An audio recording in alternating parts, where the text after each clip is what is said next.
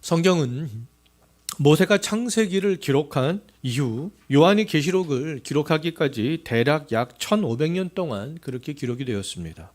이렇게 오랜 시간 동안 기록된 성경의 핵심 주제를 우리가 한마디로 말하라 라고 한다면 요한복음에서 그 핵심 주제를 한 절로 잘 정의를 하고 있는데요.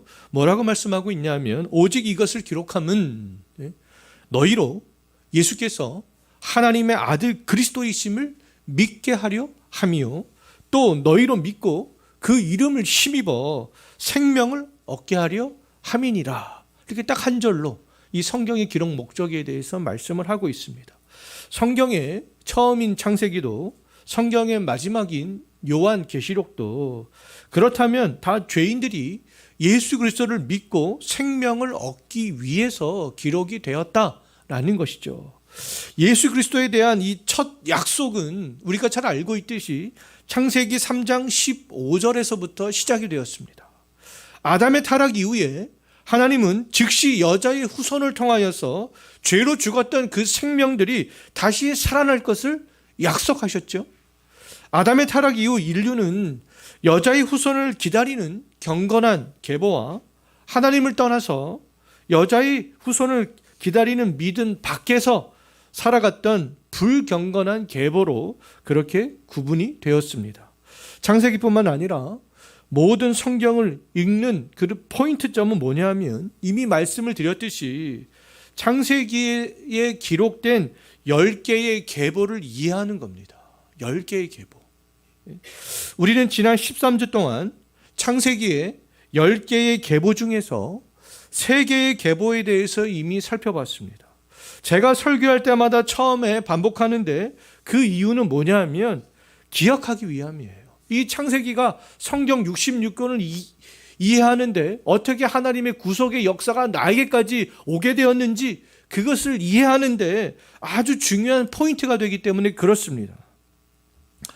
창세기에 있는 10개의 계보를 이해할 때 성경 속에 있는 하나님의 구속사를 우리가 제대로 이해할 수 있고요.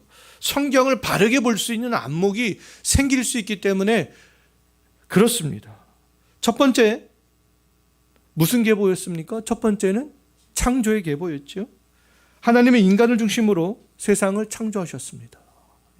이 세상이 어떻게 창조되었는지, 이 세상이 어떻게 번성하게 되었는지, 하나님은 인간을 통해서 이 창조 세계가 번성하고 통치되기를 원하셨기 때문에 하나님의 형상을 오직 인간에게만 주셨잖아요.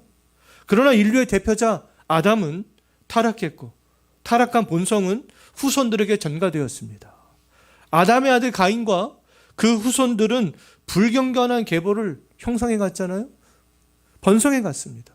불경건한 모습으로 번성해 갔어요.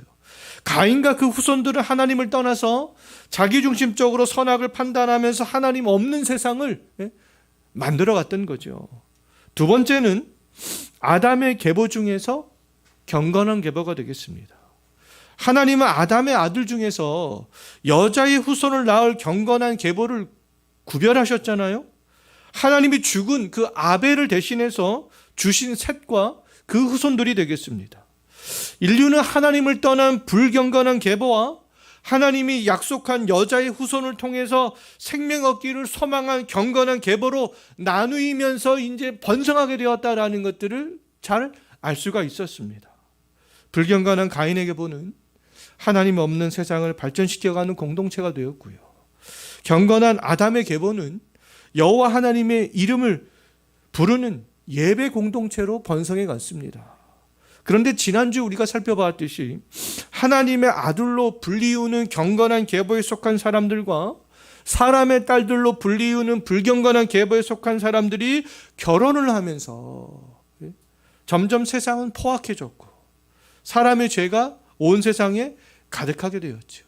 경건한 계보 역시 그 경건성을 다 그 결혼을 통하여서 잃어버리게 되었던 거죠. 하나님은 한탄과 근심 속에서 하나님이 창조한 세상을 홍수로 쓸어버리기로 그렇게 하셨잖아요. 홍수 심판을 계획하신 하나님께서는 온 세상을 완전하게 쓸어버리지 않으시고 노아와 그의 가족을 남겨놓기로 하셨습니다. 왜요? 하나님이 약속하신 그 말씀을 이루기 위해서. 하나님께서 어떤 약속을 하셨는데요? 여자의 후손. 여자의 후손을 통해서 생명을 얻게 되는 거. 그거 약속하셨잖아요. 그렇기 때문에 경건한 계보 중에 누군가는 보존이 되었어야 마땅했습니다.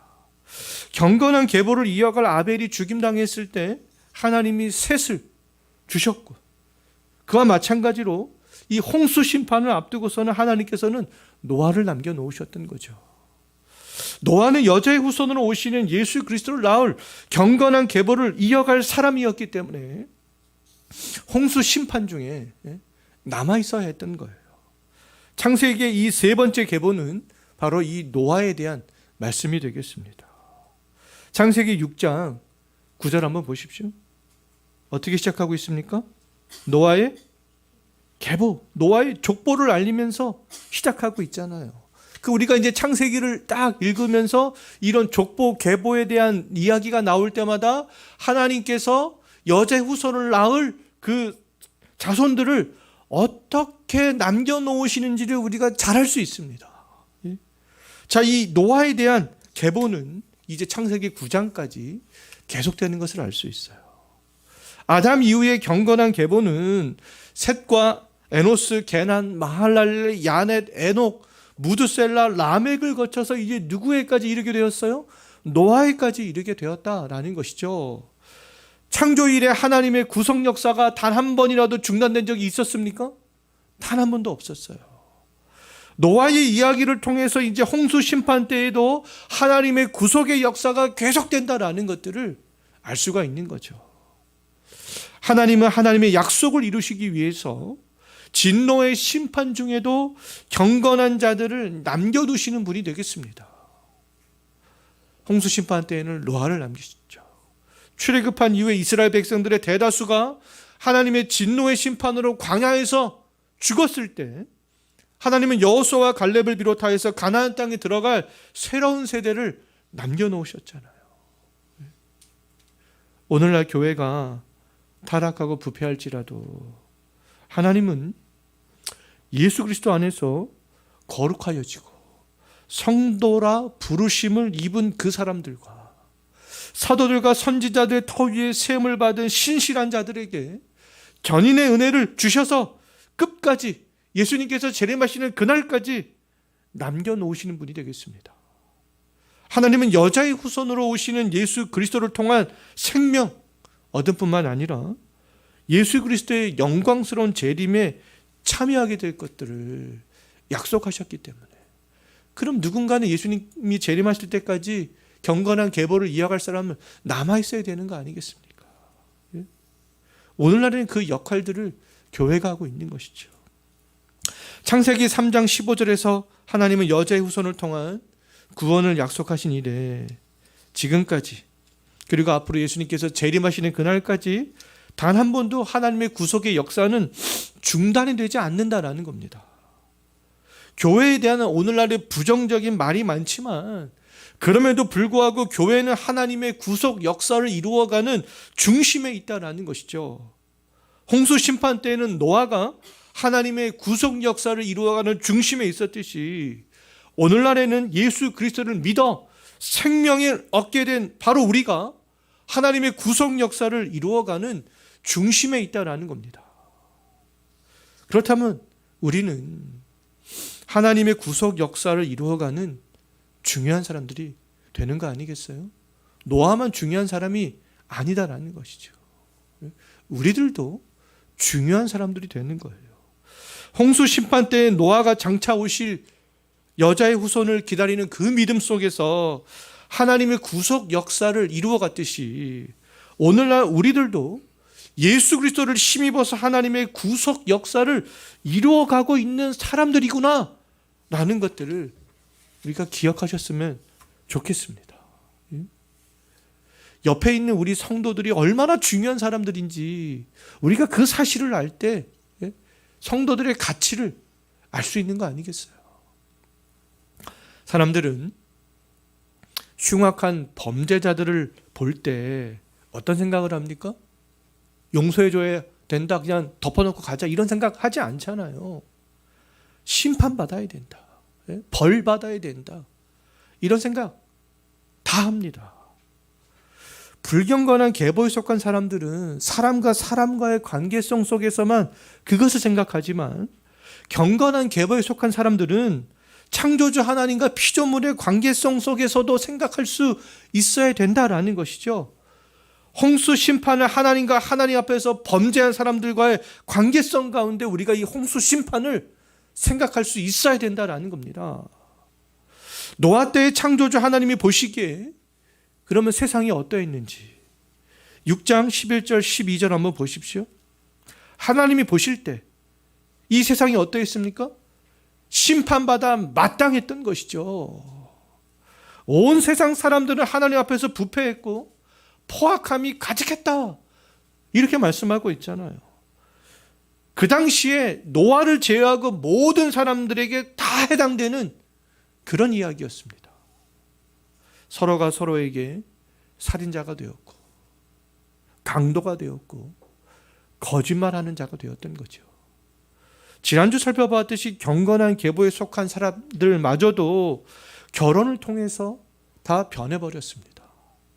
노아를 제외하고 경건한 계보에 속했던 이 라멕의 아들들도, 무드셀라의 아들들도, 에녹의 아들들도 하나님 앞에서 다 부패했고 포악해져 버렸던 거예요. 노아를 제외하고는. 노아 시대에는 성문법이 없었습니다. 기록된 문자로 된 그런 법이 없었어요. 주일 오후 이제 다음 주에 우리가 살펴보게 될 텐데요.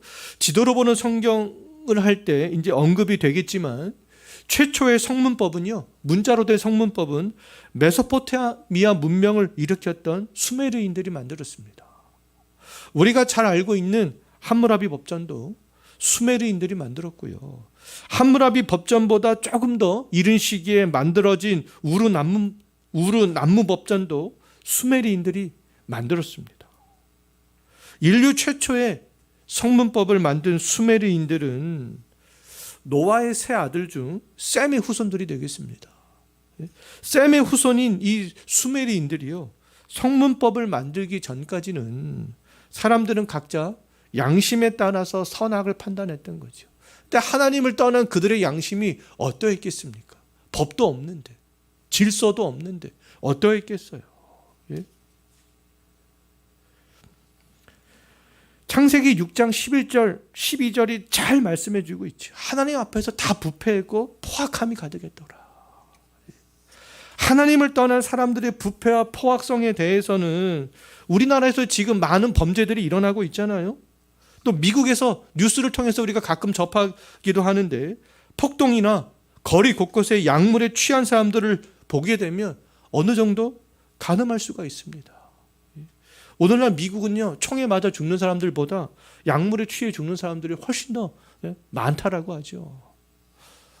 법과 공권력이 존재함에도 수많은 범죄자들과 폭동들이 일어나고 있는데, 법과 공권력이 존재하지 않았던 노아 시대의 부패와 포악성은 말할 수도 없었을 거예요. 노아 때는 아담이래. 근데 최고로 문명과 문화가 발전된 시대였겠죠. 노아는요, 그 지금까지 이 창조 이래 최고로 과학 문명이 발달한 그 시대를 살아가고 있었습니다. 사람들은 그런데 하나님을 떠난 세상은 심판을 받을 그런 세상인 줄도 알지 못한 채 그냥 세상이 좋아서 세상을 향해 나아갔던 거죠. 모든 사람들이 다 그렇게 하니까 그것이 그냥 그렇게 해도 되는 줄 아는 세상으로 변해버렸던 거예요. 사람들은 노아에게 속한 것보다 세상에게 속한 것이 더 자기에게 이득이라고 생각했습니다. 그렇게 하지 않으면 자기만 손해라고 생각했던 거죠. 노아는 하나님을 떠난 사람들이 만든 세상 속에서 살아갔습니다. 모든 사람들이 다 그렇게 했는데 그 세상 속에서 노아는 살아가고 있었어요. 노아는 형제들도 사촌들도 이웃들도 모두가 다 세상 속에서 부패하고 포악해지는 것을 그냥 목격하면서 경험하면서 살아갔습니다. 오늘날에도 동일하죠. 우리 주변에 있는 많은 사람들과 많은 매체들은 하나님을 떠난 사람들이 만들어가는 세상이 좋은 것이다, 이렇게 말을 합니다. 세상에서 성공하고 세상에서 잘 나가기 위해서는 하나님을 멀리하고 하나님을 떠나도 괜찮다, 이렇게 얘기를 합니다. 그것이 더 좋은 거야, 이렇게 얘기를 하죠. 친구들도 가족들도 친척들도 세상을 향해서 지금 다 나아가고 있잖아요. 그러나 우리가 알아야 될 것은 그들의 삶은 일시적이라는 거예요. 일시적이라는 거. 노아 편에 서지 않았던 모든 사람들이 홍수 심판을 당했듯이 하나님을 떠난 세상 편에 선 모든 사람들의 끝이 있다라는 겁니다. 그들의 끝은 멸망이라는 거예요.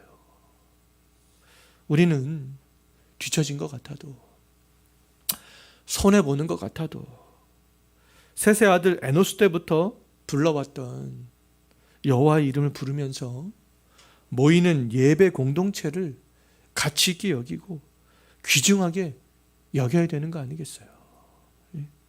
노아는 그 시대에 유일하게 여호와의 이름을 불렀던 사람이었지만 우리에게는 타락하고 부패한 이 시대에도 여호와의 이름을 함께 부르는 성도들이 있습니다.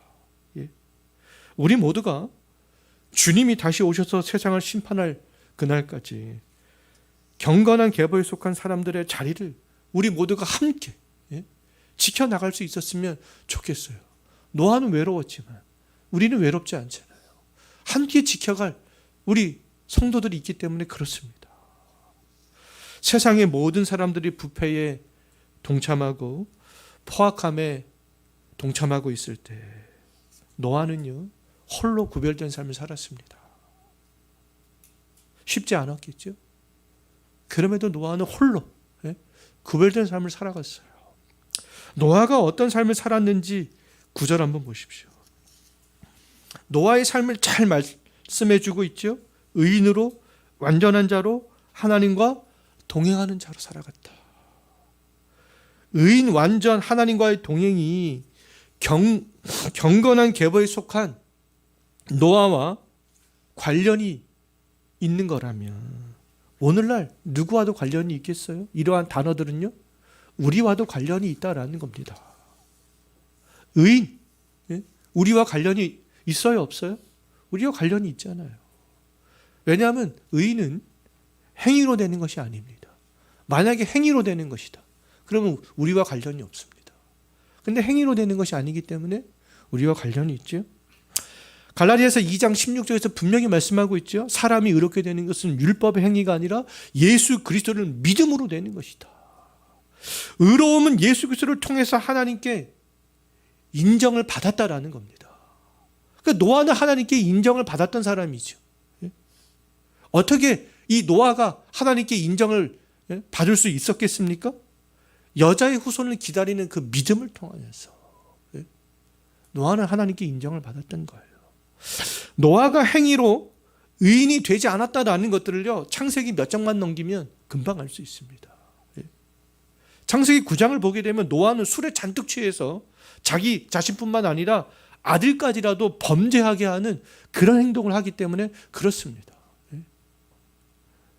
예수님께서는 말씀을 듣기 위해서 산에 모인 사람들에게 하늘에 계신 너희 아버지 온전하신 것 같이 너희도 온전하라. 노아는 완전했죠. 근데 예수님께서는 예수님의 말씀을 듣기 위해서 산에 모인 사람들에게도 완전해라, 이렇게 말씀하셨어요. 그러면 그 완전히 노아에게만 해당되는 이야기가 아니다라는 것들을 우리는 잘 알 수 있습니다.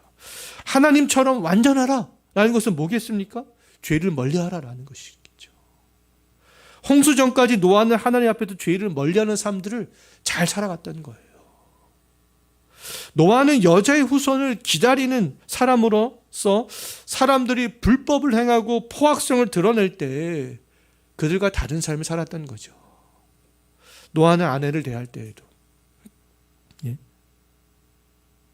자녀들을 대할 때에도, 이웃을 대할 때에도, 아버지 라멕과 할아버지 무두셀라와 함께 예배를 할 때에도, 지금까지 단 한 번 정도 들어본 적도 없었던 홍수에 대해서 하나님이 말씀할 때에도 노아는요, 한결같았던 거예요. 노아 시대의 마태복음 24장 38절 말씀을 보게 되면 사람들이 먹고 마시고 장가들고 시집가는 것에만 관심을 가졌다, 이렇게 말씀하고 있죠. 하나님에 대한 관심은 1도 갖지 않고 오직 사람들이 세상 일에만 관심을 가졌다라는 겁니다. 그때 노아는 하나님의 완전함에 대해, 하나님과 동행하는 것에 대해 관심을 가졌던 거예요. 믿음 속에서. 그 모든 것들이 이제 삶으로 나타나게 되었던 거죠. 노아 시대에는 그 홍수 심판이 다가오고 있었듯이 현재에는 모든 사람들이 이제 주님의 심판대에 서야 하는 그 종말의 심판이 다가오고 있다는 것들을 알아야 되겠습니다. 우리가 살아가야 될 그런 삶의 방식은 노아 시대 사람들의 삶의 방식이 아니잖아요. 하나님을 떠난 사람들의 삶의 방식이 아니다라는 거죠. 우리들이 어떤 삶의 환경에 직면하든지 우리가 살아가야 될 그 삶의 방식은 뭐라는 겁니까? 노아가 살아갔던 삶의 방식이라는 겁니다. 예수 그리스도의 이름 아래 살아가는 의인으로, 죄를 멀리하는 완전함으로, 하나님과 동행함으로, 하나님의 생각이 나의 생각이 되고 하나님의 시선이 머무는 곳에 나의 시선이 되는 것이죠. 그렇게 우리가 살아가는 겁니다. 예? 그렇다면 노아가 모든 사람들이 다 부패하고 포악할 때, 온통 사람들이 육신적인 것에만 관심을 가질 때, 예? 어떻게 홀로 하나님이 보시기에 의인으로, 완전한 자로, 하나님과 동행하는 자로 살아갈 수 있었을까? 그 힘이, 구별돼 살아가는 그 힘이 어디서 나왔을까? 그 원동력은 도대체 무엇이었을까? 우리 지난주에 생각해 봤습니다. 6장 8절 한번 보십시오. 그 힘의 원동력이 어디 있었어요? 하나님의 은혜 때문이었던 거예요.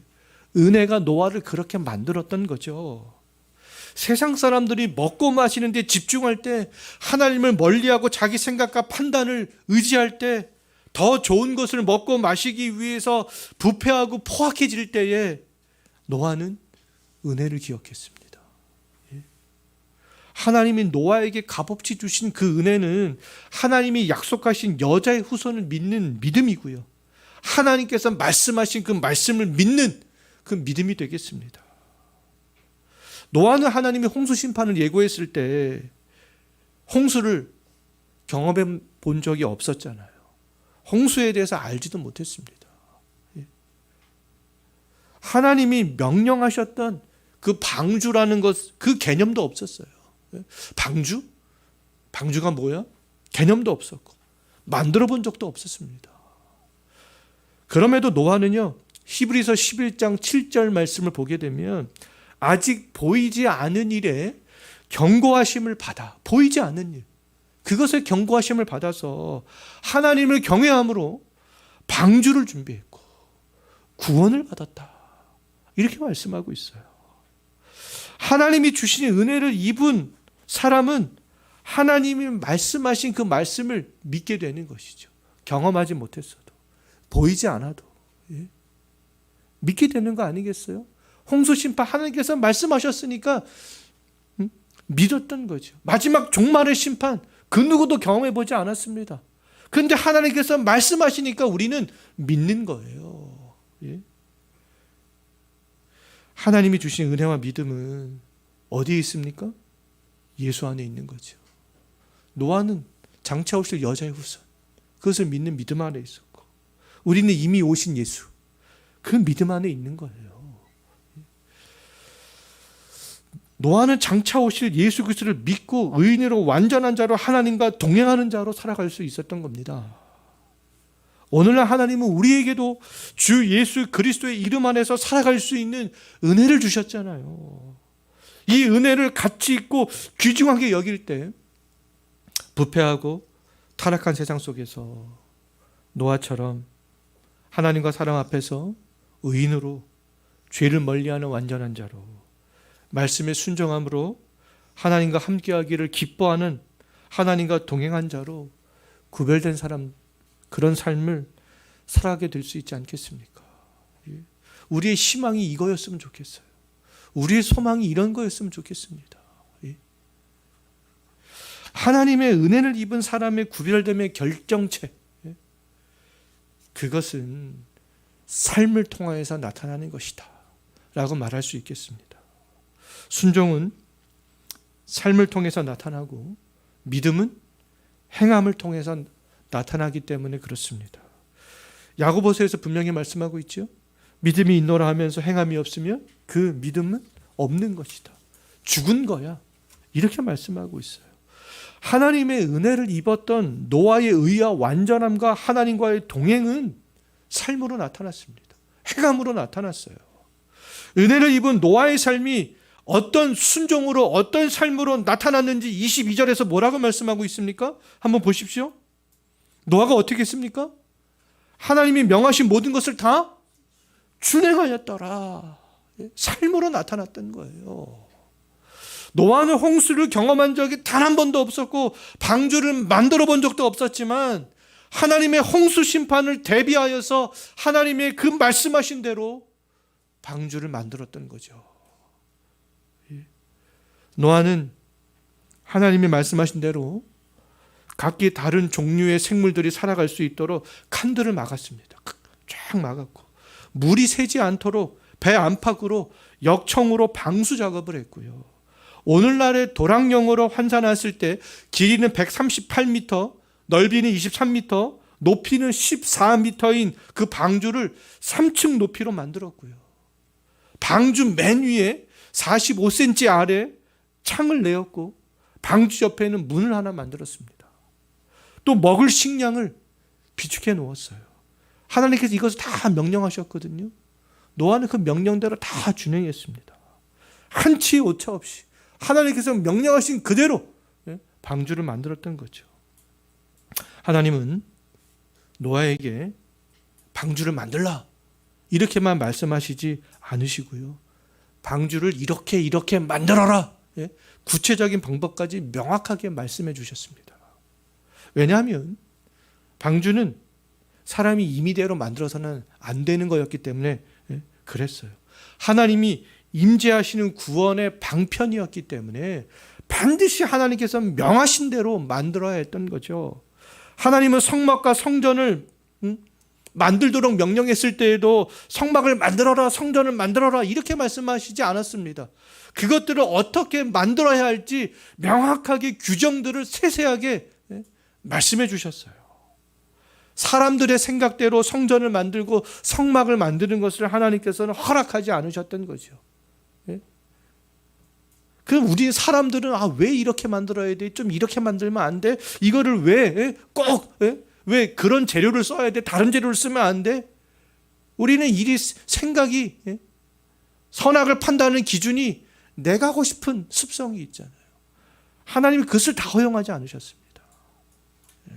하나님이 명령하신 대로 그대로 만들기를 원하셨던 거죠.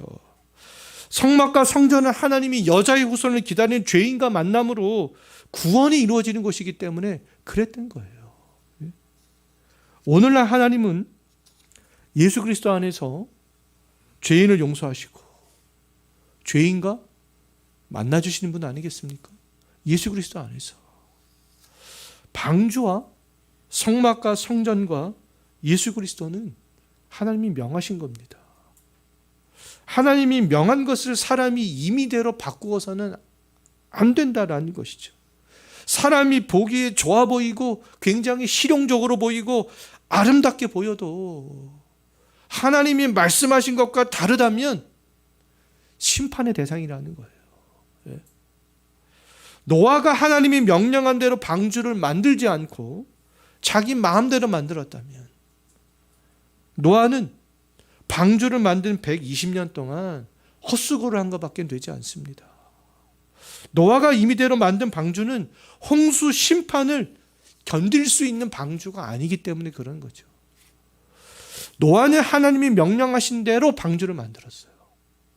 방주를 만드는 120년 동안 노아는요, 사람들에게 조롱도 당하고 비웃음을 받는 시간이었을 거예요. 야, 너 지금 뭐 하고 있냐? 이렇게 날씨가 맑은데 홍수가 뭐야? 방주가 뭐야? 너 지금 뭐 하고 있어? 노아에게 사람들이 다 이런 얘기를 했을 거예요. 노아의 형제들도, 이웃들도, 사촌들도 다 이런 얘기 했을 겁니다. 어쩌면 나무로 집을 짓는 사람들이 그 당시에도 있었을 거 아니겠습니까? 또 방수 일을 하는 사람들이 있었을 거 아니겠어요? 가축을 키우는 사람들이 있었을 거 아니겠습니까? 어떤 사람들은 다 훈수를 두었을 거예요. 나는 네가 만든 거 뭔지는 모르겠는데 왜 나무를 이렇게 쓰냐? 왜 너는 방수 작업을 이렇게 하냐? 너는 왜 칸을 이렇게 막어? 그런 훈수를 두는 사람들도 분명히 있었을 거예요. 그럼에도 노아는요, 사람들의 소리에 귀를 딱 막았습니다. 하나님께서 칸을 이렇게 막으라고 했어. 배의 크기, 방주의 크기 이렇게 하라고 했어. 창문은 위에서부터 한 45cm 아래 내라고 했어. 하나님께서. 나는 너희들 소리 안 들을 거야. 그러니까 노아는 묵묵히 하나님이 명령하신 그대로 방주를 만들어 나갔던 거죠. 노아에게는 네피림들이나 권세가들이나 소위 그 시대의 각 분야의 전문가들을 비롯하여서 세상 모든 사람들의 말보다 하나님의 말씀이 더 크고 중요했기 때문에 그렇게 했던 거예요. 오늘날 우리는 방주도 성막도 성전도 만들 필요가 없습니다. 오늘날에 하나님께서 그것을 우리에게 명하지 않으셨기 때문에 그런 것이죠. 우리는 예수 그리스도 안에 있으면 되는 거 아니겠어요? 성령 안에서 예수 그리스도를 힘입은 성도들이 모인 것이 하나님이 집이다 말씀하고 있어요. 우리 성도들이 모였잖아요. 성령 안에서. 하나님께서는 이곳에서 하나님께서 임재하시고 이곳에서 구원을 이루신다라는 것이죠. 하나님이 우리에게 명령하신 것은 주 예수 그리스도를 힘입어서 생명을 얻고 예수 안에서 생명을 얻은 각 성도들이 서로 연결하여서 주 안에서 성전을 만들어가는 거. 우리가 서로 성령 안에서 서로 연결이 되면 성전은 자동적으로 만들어져 간다라는 것입니다. 우리 어떤 재료를 사용할 필요가 없다라는 것이죠. 그냥 성령 안에서 예수 그리스도를 믿는 믿음으로 서로 연합만 되어져 있으면 된다라는 겁니다. 하나님께서 오늘날 우리에게서 이것을 명하셨던 거죠. 우리가 할 일은 예수 그리스도를 믿는 사람으로서 예수님이 재림하신 날까지 서로 연합하여 거룩함으로 교회를 세워가는 일을 하면 된다라는 겁니다. 이 교회가 그러면 얼마나 중요한 것이겠어요. 하나님이 명하신 대로 방주를 만들고 성막을 만들고 성전을 만들고 그것이 중요하듯이 오늘날 하나님이 명하심 속에서 우리가 함께 모여 이 교회를 세워가는 것은 엄청나게 중요한 일들이 되겠습니다. 교회를 하찮게 봐서는 안 돼요. 많은 불의한 일들이 일어나고 있지만 그럼에도 불구하고 교회를 별별 일 없는 거 하찮게 보는 것 그렇게 생각해서는 안 된다라는 겁니다. 다른 성도에게 단점과 약점이 있지만 그럼에도 불구하고 그 성도들과 나는 함께 이 성전을 지어갈 사람이다라는 것이죠.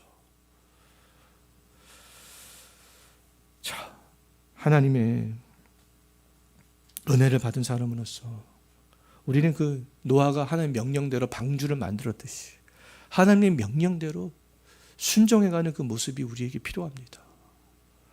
하나님의 은혜의 방편, 말씀과 기도와 성례, 성경에서 그것을 말씀하고 있잖아요. 그럼에도 불구하고 오늘날의 많은 교회들이 말씀과 기도와 성례는 뭐 제껴두고 자꾸 교회가 이것도 해야 되고 저것도 해야 된다. 자꾸만 이런 다른 것만 강조하고 있습니다. 말씀 얘기하면 그거 다 이미 아는 거. 이런 취급을 받고 있는 거 아니겠어요? 참된 교회의 표지는 정당한 말씀에 선포되고 정당한 성례가 시행이 되고 정당한 권징이 실행이 되어야 됨에도 불구하고 어떤 교회의 외적인 것이나 세상적인 것을 기준을 삼아 참된 교회의 표지로 삼으려고 합니다. 교회라면 뭐 이런 것 정도는 있어야 되지 않아? 저런 것 정도는 있어야 되지 않아? 자꾸만 사람들이 자꾸 뭘 갖다가 붙이려고 하죠. 더 나아가 타 종교에도 구원이 있으므로 타 종교인들 우리가 포용해야 된다. 이런 말을 합니다. 믿음 위에 선행을 덧붙여야 구원이 있는 것처럼 그렇게 또 이야기도 하고 있어요. 근데 이러한 말은 하나님의 명령이 아니고 가르침이 아니잖아요. 그러니까 사람의 생각인 거죠. 예수 그리스도로 말미암아 하나님께 은혜 입은 사람들이 준행해야 돼야 될 것들이 아니다라는 겁니다. 종말의 시대를 살아가는 우리들이 해야 되는 일들은 우리의 목숨이 다하는 그날까지, 종말이 올 때까지 하나님의 명하신 유일한 구원의 길 되시는 예수 그리스도 안에 있는 것이죠. 서로 결합하여서 이 교회를 세워나가는 것에 있습니다. 노아가 하나님의 명령대로 방주를 만들어 갔듯이 우리에게는 그런 사명이 있다라는 거예요. 오직 예수 그리스도의 그 이름만이 우리들을 의인으로, 완전한 자로, 하나님과 동행하는 자로, 하나님의 말씀을 준행하는 자로 살아가게 할 수 있습니다. 다른 곳에 없어요. 다른 곳에서 찾지 마십시오. 예수 그리스도의 이름, 그 이름 안에 있어요. 사람들이 어떤 말을 하든지 두렵고 떨림으로 정말 우리는 노아가 그러했듯이 구원의 길을 묵묵히 걸어갈 수 있는 이번 한 주간이 진심으로 되었으면 좋겠습니다. 기도하겠습니다. 하나님 아버지,